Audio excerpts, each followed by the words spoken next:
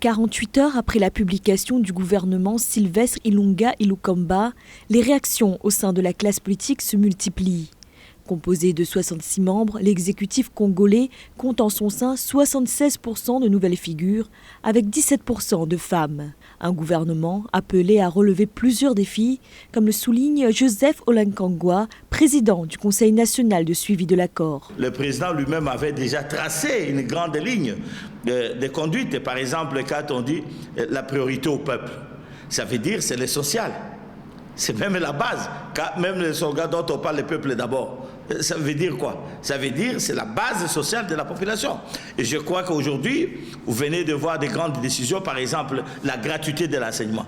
La Constitution l'a prévu, ça fait des années, mais ça n'a jamais été appliqué. La victoire de Félix Tshisekedi à la présidentielle sans la majorité au Parlement, qui est dominée par le Front commun pour le Congo de l'ancien chef de l'État Joseph Kabila, a contraint les deux familles politiques, FCC et Cash, à une coalition. Pour Martin Fayulu, l'ancien régime garde encore son influence. C'est le gouvernement Kabila. Je n'ai jamais réagi aux compositions du gouvernement Kabila. Pourquoi vous voulez que j'y réagisse aujourd'hui? C'est Kabila qui continue. C'est un affront au peuple congolais. Le peuple qui s'est battu, et Félix Antoine Tshilombo nous a remis en l'état zéro. Donc nous devons refaire la lutte. L'investiture du nouveau gouvernement par l'Assemblée nationale aura lieu avant la fin de cette semaine.